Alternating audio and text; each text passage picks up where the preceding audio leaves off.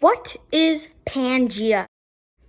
Pangaea was all the continents formed together. This isn't happening today. This happened 250 million years ago. Scientists thought that Pangaea was real because when today they looked at the tectonic plates and they saw similar cracks. And they tried to put it together with a simple plane map. A scientist named Alfred thought that Pangaea was real. So in the 1930s, he used a map and showed everyone his idea. This thing is rated for this depth? You bought it from an air mall catalog. Oh, great. Dear Tim and Moby, when I look at a map, it seems like some continents fit together perfectly. Are my eyes playing tricks on me? From Georgia. You're not seeing things, Georgia. Some continents look exactly like puzzle pieces that snap together. Early map makers suspected that they were once all connected. In the early 20th century, a scientist named Alfred Wegener called this supercontinent Pangaea. He thought different chunks of it broke off and slowly moved apart. Over millions of years, they formed the continents we know today. Wegener couldn't explain why Pangaea split up or how. But there was some evidence to support his idea. Fossils from similar plants and animals had been found oceans apart. The age and type of rock layers matched up too. Wegener's theory of continental drift provided an explanation, but his ideas weren't taken seriously until long after he died. In the 1950s, scientists began mapping the Mid-Atlantic Ridge. It's a mountain range running 10,000 miles along the ocean floor. Tests revealed that the farther you got from the ridge, the older the seafloor was. So a geologist named Harry Hess proposed a revolutionary idea. New seafloor was forming at the ridge and spreading outward to make room for more. In other words, the surface of the planet was moving. Hess called this process seafloor spreading. It seemed to indicate that rock was being forced up from inside the planet. Nowadays, we can see this rock formation in action. Wegener had guessed something like this, but he had no way to prove it at the time. As he suspected, there's a lot going on beneath the Earth's surface. Up here, everything seems pretty cool and stable. But miles below our feet, it's a raging inferno. The deeper you go, the hotter it gets. Earth's center, or core, is as scorching as the surface of the sun. All that energy wants to escape like steam inside a boiling kettle. It pushes outward, putting immense pressure on the middle section, the mantle. Standing in its way is the lithosphere, a rigid layer of solid rock.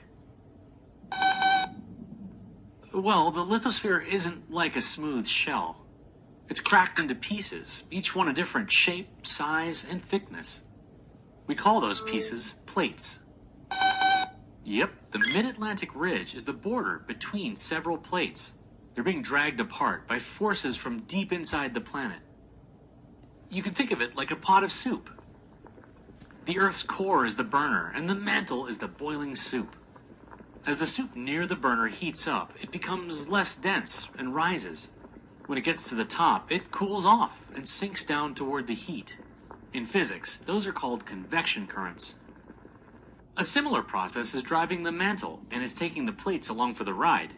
That movement is called plate tectonics.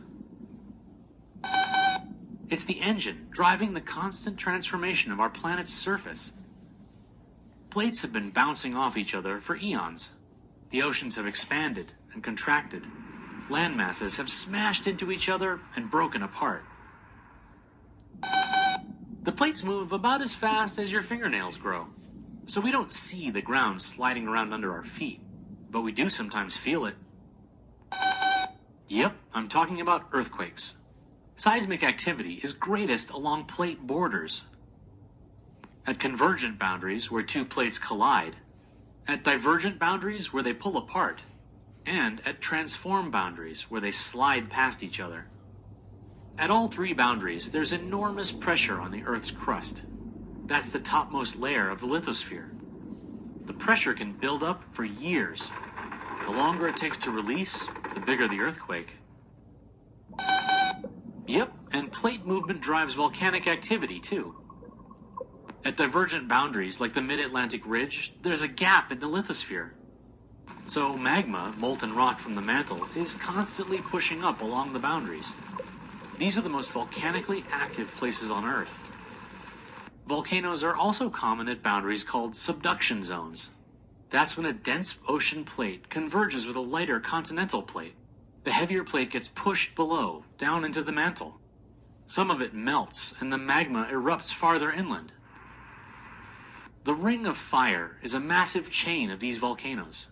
Dense sedimentary rock making up the Pacific seafloor is subducted, transformed into metamorphic rock through pressure and heat, and then recycled as igneous rock through volcanic eruptions. In other words, plate tectonics drives the rock cycle, the constant process of transformation and renewal of the Earth's crust.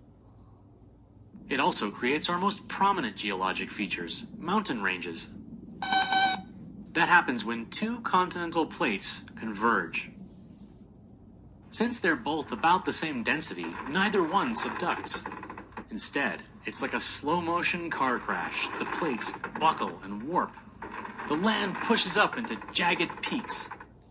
The Himalayas are still growing from a plate collision that began 50 million years ago.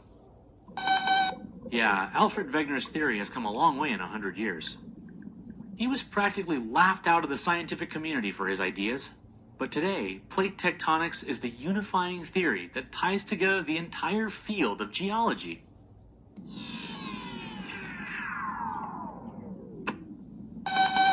What do you mean, out of juice? We're stuck here? Now what?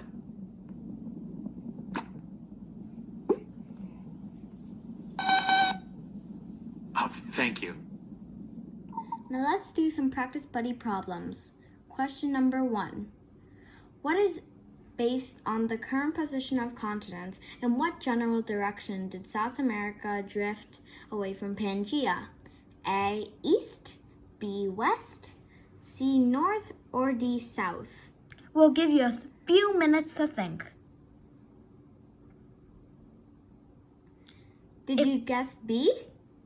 If you did, fabulous. What is true of tectonic plates? Question number 2. A, they are constantly moving. B, earthquakes cause them to move.